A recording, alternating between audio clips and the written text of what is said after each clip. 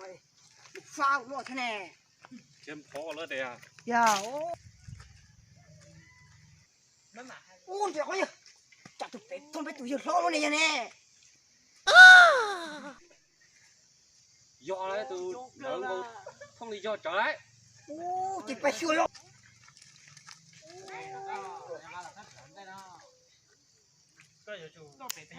ô giờ cơ là sao ta có nhớ tuổi nhẹ luôn đi ôi cụ à đã nuôi lấy một cục bớt về cái này khía ta này chỉ ba cụ đi muốn tạo chị chạy thôi nữa chị như khiến nhau nữa sao nên thế có chuyện gì nó cũng mà nó lên chỉ lấy cho ta nó đó ô cái nói giống tốt ta lên tao sao có ta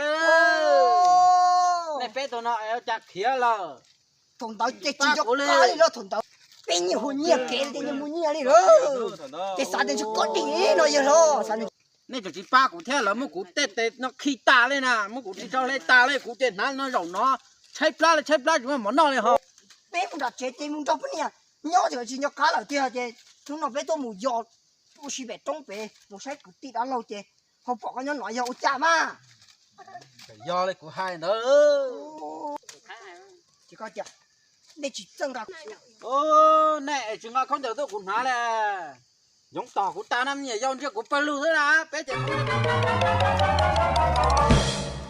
ô yo cười yo nó cho nó chia cho nó thế nào mình nhầm bắt nô là tôi phải bắt nô tôi nè tôi tôi cái là nhá nó sẽ còn bọn này tôi này tôi lên thế tôi sẽ nên tôi sẽ con nó bây giờ chua chấm nhỉ cho nó bác cái còn đấy không Chỉ tao đó. nó là đã xia xia nó sao chứ lo cũng sẽ cũng cho con đá ngồi giờ lo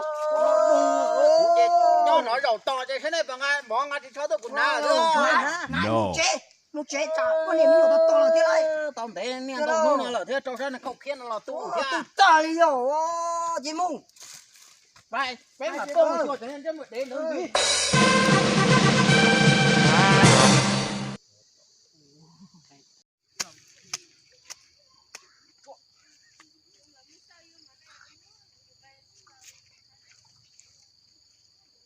giờ tổ chức cả, tôi chạy nằm ở tương tặng cho mình đây, tôi chạy chỉ bỏ giờ té cái to lên, giờ đi lộ rồi cũng chỉ có hai tay rồi đây là to ta trăng lên chung nó học siêu hỏng đó, đi lộ chuyện thế là nhai biệt to ta trăng lên luôn.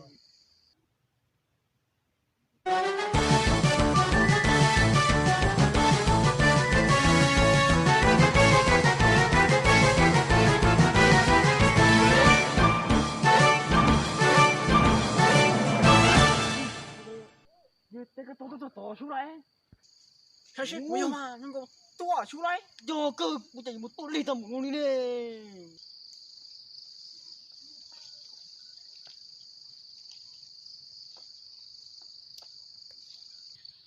Ôi, giờ lo cái sao? Yeah. giờ rồng giờ lo Ô, chạy một tôi đi tầm một nó đi. bây giờ thì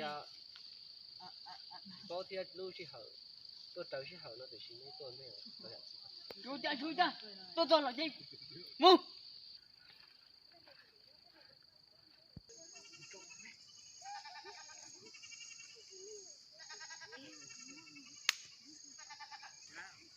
ô chả chả có không đi chợ nó gì nó bị tua nè không chờ lại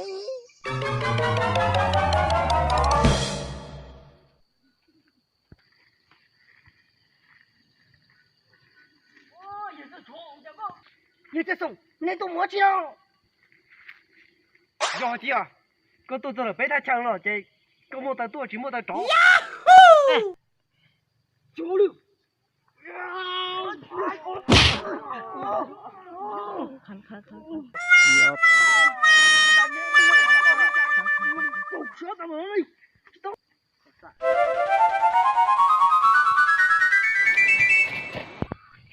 ô cho tôi xuống nó chạy tí là tôi là nó cái của tôi nó là lên nè mua chị nè cũng phải tôi chưa rõ phải lo na chưa nó mua chị hay lo mà ông chạy ô tin nè có khẩn cho cỡ được cái chúng mua khẩn cho hay lù nó chạy nè cũng cho béo bị tủ lo là nó chị cho tỏ chân sống lại tôi mới cũng bỏ cái nó về thì sai rồi lo là mua lên đợi thế bây giờ trong cơ có là cái của tôi lo là mua chỉ bé mà đi chỉ thả tao cá Okay.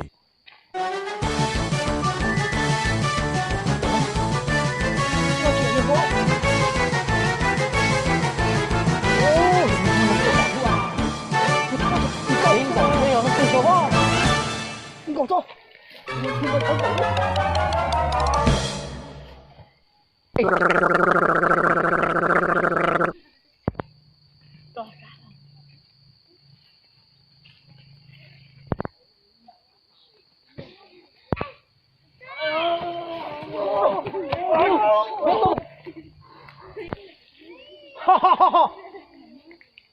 đúng đúng phải ở tù nó về ở tù nó in đọc quá bây giờ giờ cái là tao tụi nó tụi lấy xa cụ trẻ xa nó ô chẳng bằng cái giống này cho nó nhiều kẻ thế là bò ở tụi nó chỉ tao là thá là từng tàu là phải giờ tiền mà giờ tiền đầu thôi giờ cái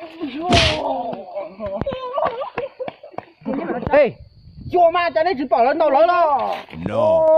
cho tao tới sủng nó, ôi chả chưa trong xe xuống đó nó nhớ đá sủng nó, cho tao tới sủng nó.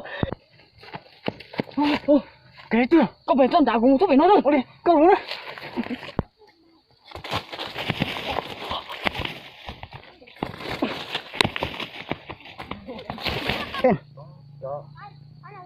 Tao đây kiểu đi lo còn chỉ tao mày quá.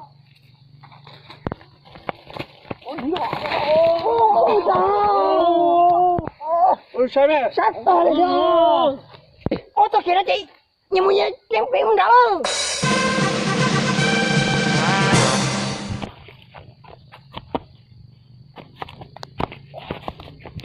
Nhà khó nó.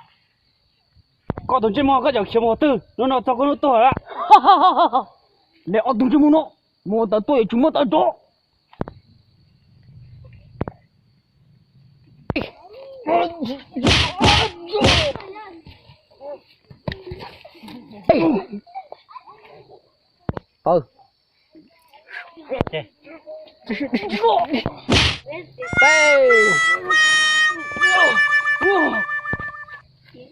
Đây.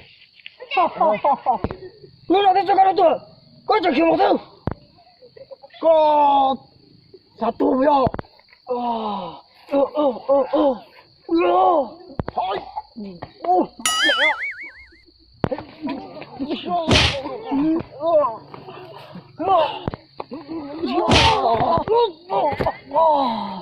Đây.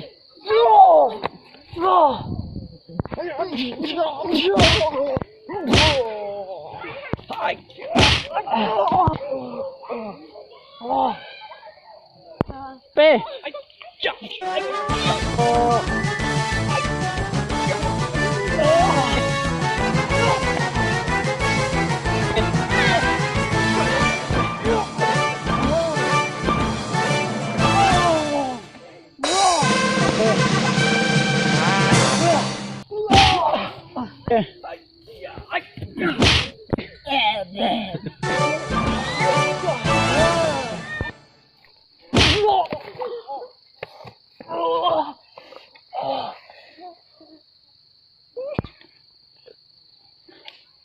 Đây.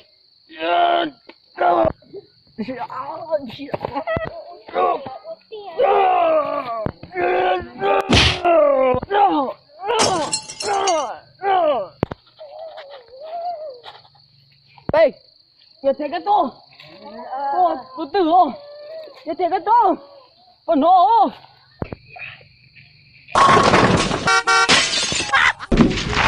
Well, I'm not a crook.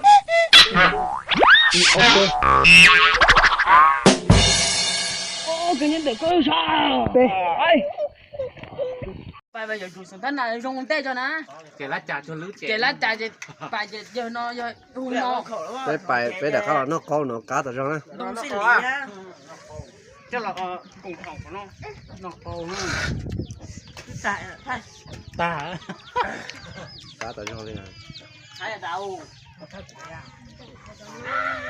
ngồi không thôi để thằng ta hai tay cho đi một ơi à nó khổ lắm ta ơi lòng trẻ gì mấy anh đấu chuyện nó xử lý cứ rồi ô cả chỉ là cho nó là cho bà tạo hai đứa xí à cả bên nụ đánh ta cả là cả đánh ta mua mẹ